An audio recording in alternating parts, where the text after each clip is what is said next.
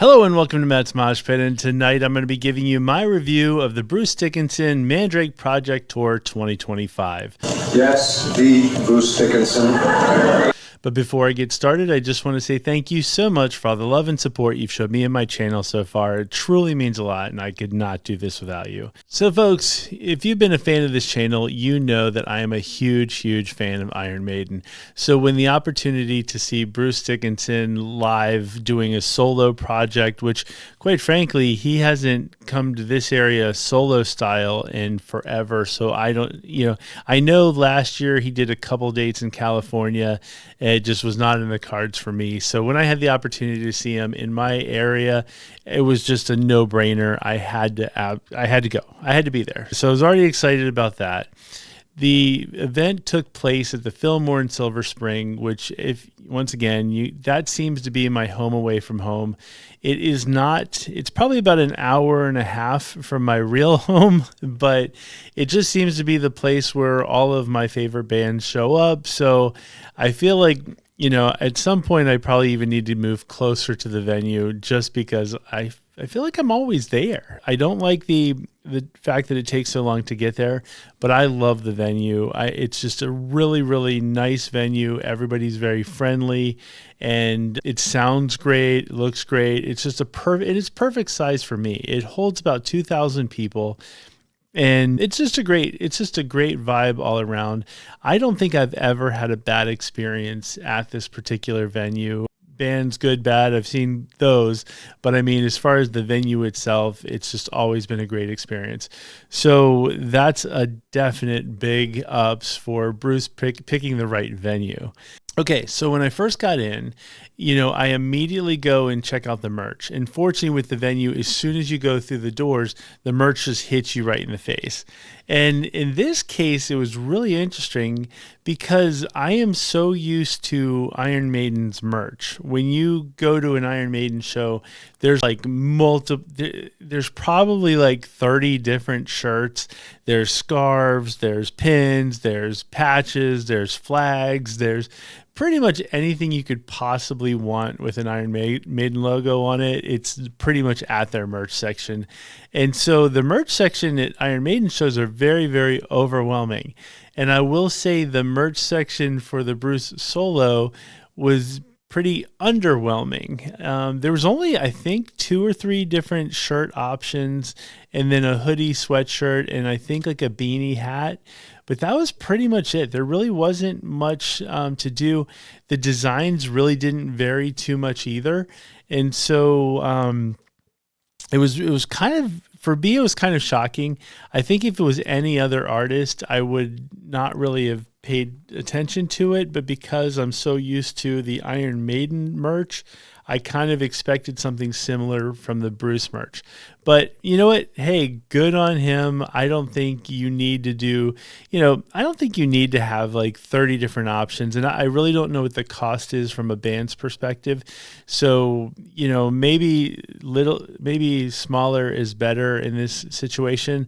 So, then it comes to one of the interesting things was the fact that there really wasn't an opener that was announced. I had heard rumors that there was just going to be like local talent at each of the stops, which makes perfect sense because once again, when it's somebody like Bruce, I don't really think he needs to rely on a specific opener to like bring in a crowd and whatnot. So having like local talent is perfectly fine. And in this particular case, all we got was a DJ on the stage that played metal classics. So it was pretty fascinating, actually, because on one end, I was like, do we even need to do this? Why don't they just, hey, the show starts at 9:00 and Bruce will be out at 9:00 and you're good to go. Or maybe it is better to have a little local band. But I'll be honest with you, it wasn't too terribly off-putting. It was kind of cool on one end because, everybody in the crowd is already like there. They're ready. They're pumped. They're, waiting for Bruce to come out. And I had met some new friends and some old friends. And so it was really kind of cool to sit and hang out and talk to people without really having to deal with like an opening act. You just had basically a soundtrack of metal classics. And it was stuff from like Judas Priest and Slayer and Dio and all of that kind of good stuff. So it really kind of lent itself to a good vibe amongst the people in the crowd. And now it was time for Bruce to come out. And I have to say, the last time I saw Iron Maiden, I had First to the Barrier, and that was just an amazing experience in its own right. And, I have had the opportunity to see Bruce up close. But this particular case, it just seemed like because the room was so much smaller and the stage was so much closer, it just felt like, oh my gosh, I'm literally standing in front of Bruce Dickinson. He's like right there. I felt like I could just reach out and, touch him. I didn't, but it was that kind of close, which was really, really crazy. Cause like I said, if you're a fan like me, it's very rare that you're going to get an opportunity to be that close with such a legendary act. And for me, that was just in its own right, just super cool. And it happened to be one of the things I found interesting was a level of energy that Bruce has. Just like right out the gate, he just had like so much energy.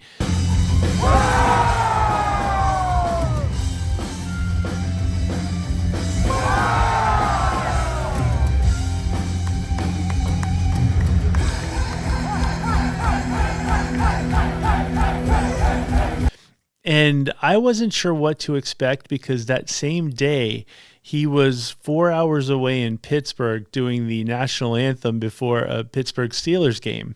And so he had to do that. And I'm sure there was a lot of fanfare there, with a lot of emotion, all that kind of good stuff on his part.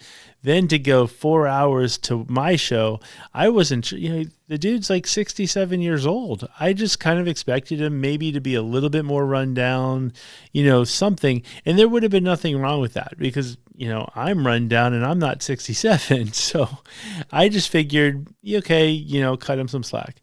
But he came out on fuego. My man has so much energy. It was just insane. He was, dancing all over the place, jumping all over the place, just sounded amazing. And that was another aspect is the sound.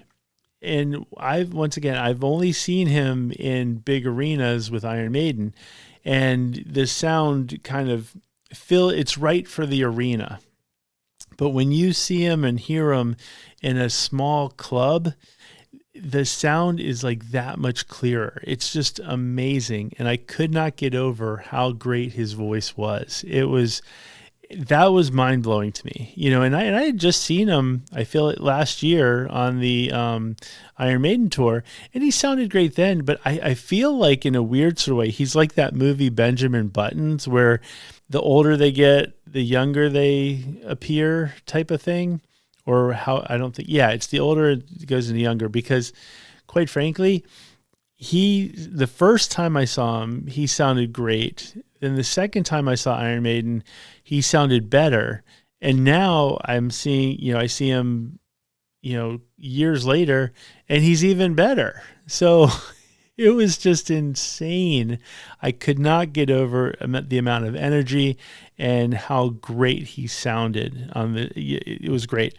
One of the only things that I thought was pretty interesting was the fact that there's a clear difference between a small club stage and the big Iron Maiden stage, because Bruce, if you've seen Iron Maiden, Bruce loves to run around and he goes up to the back part and down. He's literally all over the place.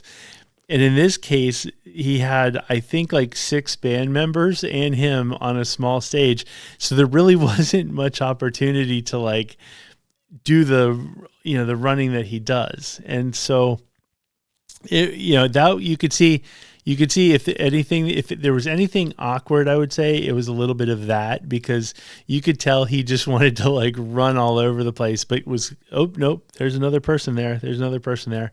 But that was, quite frankly, I think that was that was probably the only thing that came off a little bit awkward, but everything else was just, I can't say amazing enough. Amazing. You know, being 67, sounding better than he did, and I didn't see him when he was 27, but I've seen video and stuff like that. I feel like he sounds better now than he did back then, and that is amazing. Amazing. Considering all that he's been through with the cancer and all that kind of good stuff. It was just, that was great. The other aspect was how much fun he was having. And I've seen so many shows, and I've seen bands where they're tired and they're just going through the motions. I've seen bands that are still hyped up, but not really as hyped up as Bruce. Bruce looks like he's just having the time of his life. He was goofing around with his bandmates. He was, doing jokes and stuff like that. And he literally played instruments too. He played the theremin, which was really neat. He played the bongos. He played the drums. He was just kind of bouncing all over. And once again, he just looked like he was having the time of his life. And honestly, you guys know this. I say this all the time. I love when people are having fun. I love bands that are just having fun. And he was the epitome of that night, and I can't speak for the rest of the tour, but at least the night that I saw him, he was just genuinely giddy and having fun. And quite, folks, that's really what it's all about. Like that for me is the best part of, any show, is when you get to see the people actually just having fun. The set list, I will say, I'll put the set list up. The set list was fantastic. It was literally a Bruce solo greatest hits. There wasn't anything that I felt like I'm missing out on. I'm a much bigger fan of the Iron Maiden music than I am the Bruce solo stuff, but I still actually really like the Bruce solo stuff. And once again, there wasn't a song that I feel was missed. He really touched everything that I would have wanted him to play. Obviously Tears of a Dragon was a huge success. And I really appreciated, he added the new stuff from the Mandrake Project, but he really did cover a lot of territory with his album. So there wasn't anything I missed out on. One of the highlights for me was the fact that he played Flash of the Blade, Iron Maiden song, which is one that Iron Maiden, I don't know when the last time they played it. They may have only played it once on that tour back in the day when it came out, but I don't know when they've played it before, and I love that song. So it was really, really cool to see him do just a complete rare Iron Maiden song. And, for me, that was definitely the highlight, but there were so many other highlights that even if he didn't touch an Iron Maiden song, it would have just been an amazing show. The other thing I wanted to highlight was the band. His band was extremely solid. They looked like they had been playing forever together. Everything just flowed perfectly. The guitars sounded amazing. I do want to point out the bass player, Tanya O'Callahan. She is definitely one to watch out for. She was so energetic and having so much fun. She stands out as a person, that to me just really enhances that band. You could tell she's also having the time. They all actually looked like they were having the time of their lives, but she really stood out to me as just being just a force of nature, which was just super cool. So it was great to see, the band, but especially Tanya O'Callahan live. Awesome job there. Have I mentioned how much fun it was? Anyway, lots of fun. I loved this show. This was actually one of the best shows that I've been to all year. So that's, for lack of better terms, I'd say the review. It was so great. Bruce couldn't have sounded any better, all of that kind of good stuff. And so at the very end, he really kind of made it seem as if they're definitely going back in the studio, the solo band, and they're definitely going to be touring again. So there's no need, like we're not going to have to wait like 14 more years for another solo tour. It seems like he's definitely wanting to push this forward. And from what I understand, they're already in the works in January to do a new album. So this is going full speed ahead. And so as a Maiden fan, I'm, on one end, it's kind of like, well, what does this mean for Maiden? But the way I see it is, and the way I'm kind of just reading the tea leaves, with the 50th anniversary tour for Maiden, it seems to me that there's certain members of the band that definitely want to keep going. I think Bruce and Steve Harris, he has his own thing, and Adrian has his own thing. And from what I've always heard is like Dave Murray is the one that kind of has always like kind of teetered on retiring and whatnot. And we know Nico retired last year. And so it seems to me that Iron Maiden might be winding down. They made it very clear recently that they're not planning on doing anything after 2027, I believe, or it's 2027 and 2028. I think they were taking a couple of years off, which is not really like them. So I don't think that they're ever going to call it quits from a Maiden perspective. I think they're probably going to tone down what they've been doing. If that is what it is and that's how it has to be, I'm okay with it because you still have opportunities like this. If Bruce, or I'd say Steve or anybody else from the band, is coming to your area in a smaller capacity, like a club show, absolutely go see. They're legends for a reason. And while it still will never be Maiden, after seeing this show, I am like, you know what though? I can't hate it. I definitely can't hate it. It's such an amazing show, and the band sounds amazing together. And Bruce is still out there having a great time, having all kinds of fun, and I will be there every single time. And hey, folks, if you were there, if you were at either the show that I went to, or you went to this particular tour, or I know last year he did a lot of European dates. If you were at any of those shows, please let me know in the comments what your thoughts were. Did you feel the same way I do? Or, do you have any different thoughts on it? Also, what are your thoughts on the future of Iron Maiden? Do you think it's gonna wind down at after the 50th run, or do you think they have one more album left in them?